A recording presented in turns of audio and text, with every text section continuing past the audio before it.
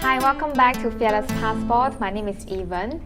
In conjunction with my small milestone of 20,000 subscribers on YouTube, I want to do a recap of my YouTube journey over the past 1.5 years. And first of all, I want to express my heartfelt, most sincere gratitude and appreciations to all of you who supported my channel from the beginning.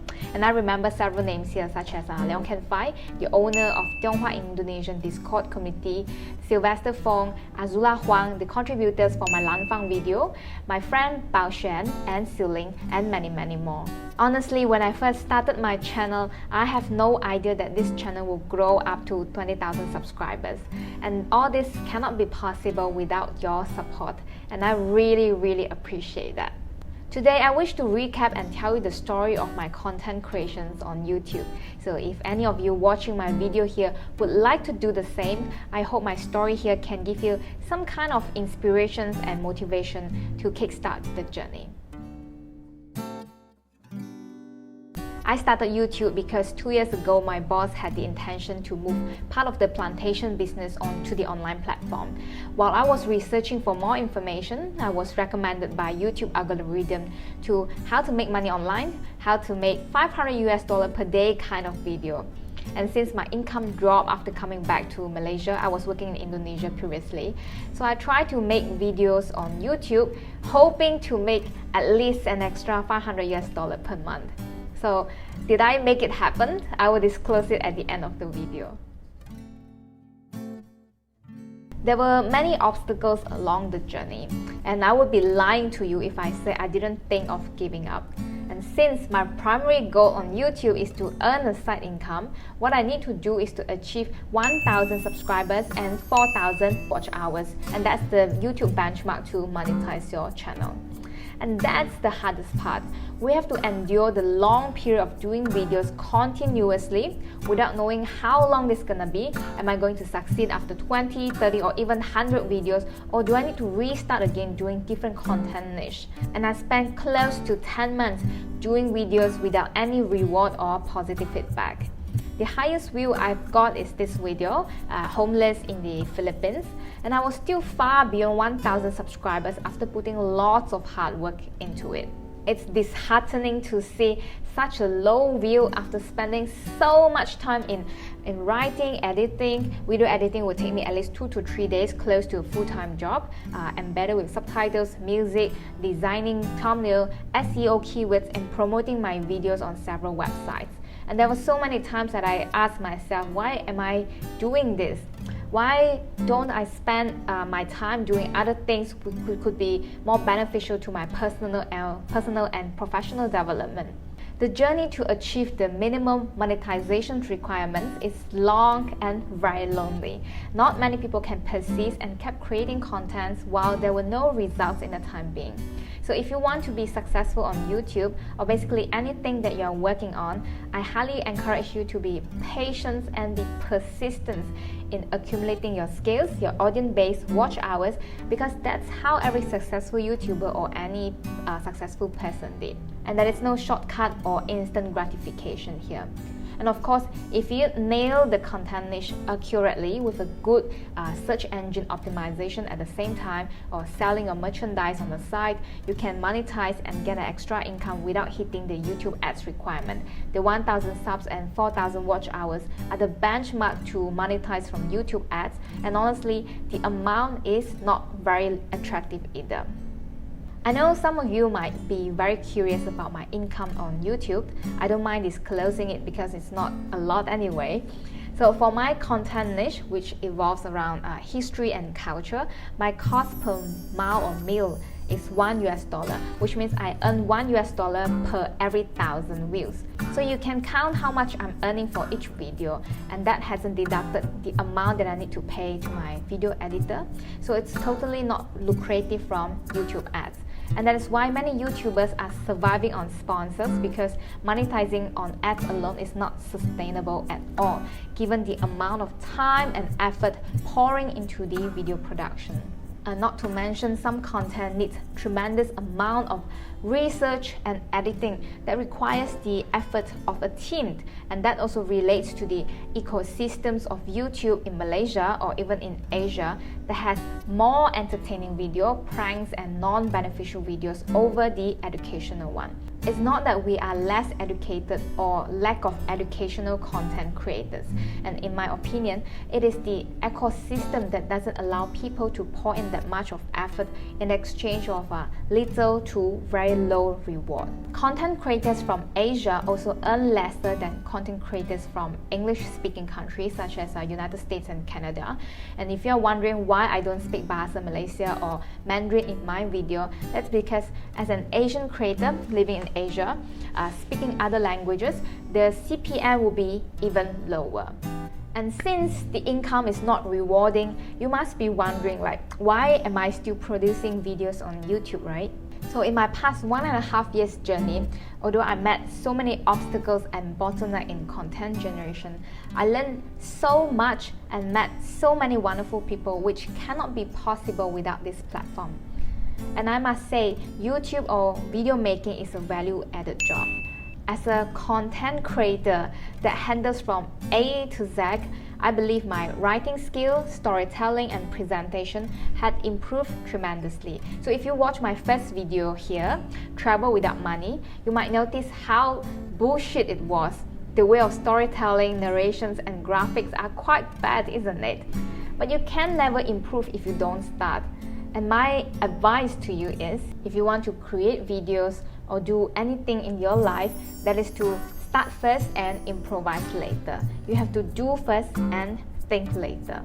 But I can't say my writing skill or video editing are top-notch at this stage. Somehow people started to notice that these skills that I learned from managing a YouTube channel, and I opened up several opportunities for myself, such as being elected as the Vice President of Public Relations of Toastmaster, and I'm managing several social media sites.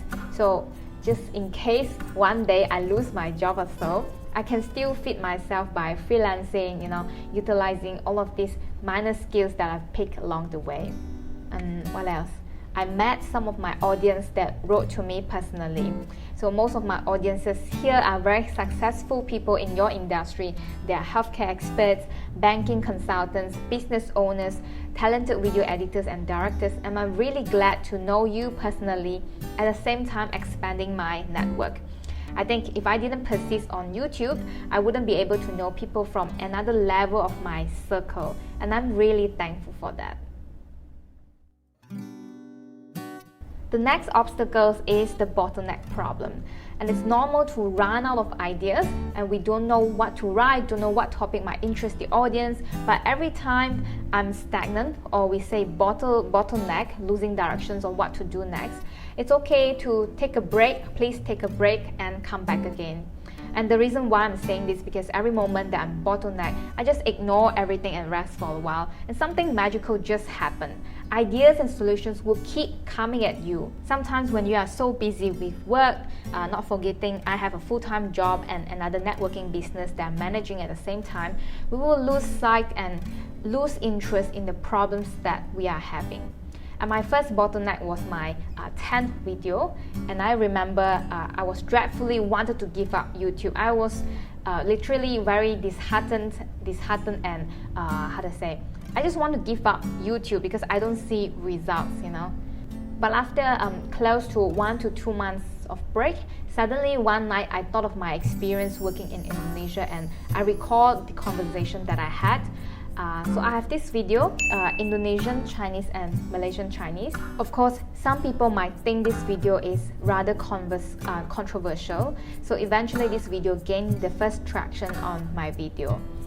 And anyway, I have no intention of creating any fights between races. It was purely what I observed working there and the culture that I learned, and that's it. Another night before I slept, I remember vividly what I learned about Hakkas while talking to my boss from China. And before this, I didn't even know Hakka are nomads from the north. And as a Hakka myself, I just make a video based on what I learned, and this video is now my second best performing video. So you see, you can always take a break to realign yourself, but never give up. Ideas and opportunities will come knocking at your door when you are a missionary and less occupied by other troubles that you are facing. These are some of the behind the scenes of my videos. I use an extremely cheap tripod to hold my camera with a rubber band to secure my phone. Sometimes if the voice quality is not good, I will hide my head under the blanket so that the blanket acts as a voice absorber to produce a better audio. So you see, you don't need to be great to start, you just need to start and be great. Another obstacle that I'm still facing today is the imposter syndrome.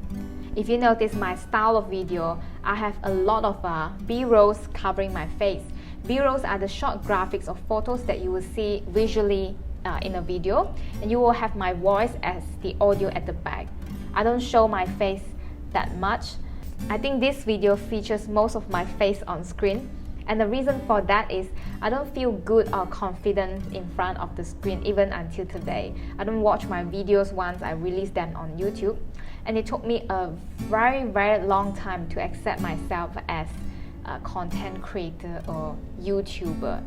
I also don't feel confident because I feel like whenever I'm talking, my nose is flapping because I don't have a beautiful nose anyway. I feel that my nostril is flapping in and out, my mouth is slanting, I don't have equilibrium facial features. So I prefer to use B-rolls in covering the scenes when I'm not smiling nicely or portraying an ugly face. And I just want you to know that it's okay. As a human, we care how much people think of us. You might think people judge you this much, but actually nobody cares about you. It's just that you think big about yourself. People wouldn't observe how my nose flat while talking or how funny my teeth look like in front of the camera. Well, maybe some of them observe about this, but eventually people don't care. So you need to slowly get over of your imposter syndrome. So to sum it all up, I believe this channel gave me a lot of value additions in my career and personal development, and I believe it will do the same to you too, only if you are persistent and determined in doing the same thing, especially at the very beginning stage. Many people died and give up early. The key message of this long video is no matter what you do, YouTube, business, losing weight, you just need to be persistent and get over the beginning stage, the threshold. You just need to break through that stage, and what comes after is not a difficult job at all. So if any of you watching my video here, you would like to start making content on YouTube, I highly recommend you to do so. The journey is rewarding. If you like my content, I would appreciate any thumbs up, like, comment, subscribe, and turn on all for the notification bell. I also have my Buy Me a Coffee link. It's a PayPal link in the description box down below. So you can buy me a coffee in order to support my YouTube journey. And I will see you in the next video. Bye bye.